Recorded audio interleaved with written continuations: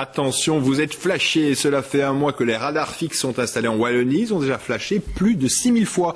Malgré tout, la police estime que le radar fixe est dissuasif. Seul hic, c'est que tous les automobilistes ne sont pas égaux face au PV. Les luxembourgeois doivent rarement s'acquitter de leur amende. Daniel Welter. Des radars en toute grande forme. En un mois, les 4 radars fixes des autoroutes wallonnes ont flashé plus de 6000 fois. Surtout ici, à Wavre, dans la descente vers Bruxelles. Ce radar flash autant que les 3 autres radars réunis. C'est quand même beaucoup, mais d'un autre côté, nous attendions même à plus. Donc on s'attendait à avoir à peu près 100 PV par radar par jour par rapport à ce qui s'est fait à l'étranger. Bref, le radar fixe pousserait tout de même l'automobiliste à lever le pied.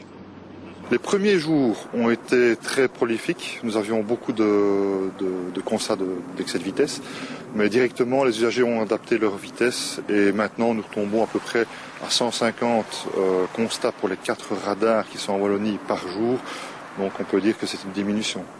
Au service de traitement des PV à Namur, le boulot ne manque pas, surtout en ce lendemain de congé pascal. En 4 jours, les 4 radars fixes ont flashé 1600 fois. Un bon tiers des plaques flashées étaient luxembourgeoises. On a eu la semaine dernière à 232 km/h, donc celui-là passera à la caisse. Mais je veux dire, en général, pour l'instant, en tout cas, ils ne sont pas verbalisés. Voilà. Donc c'est du manque à gagner. Et bon, ces gens-là sont un petit peu protégés à ce niveau-là.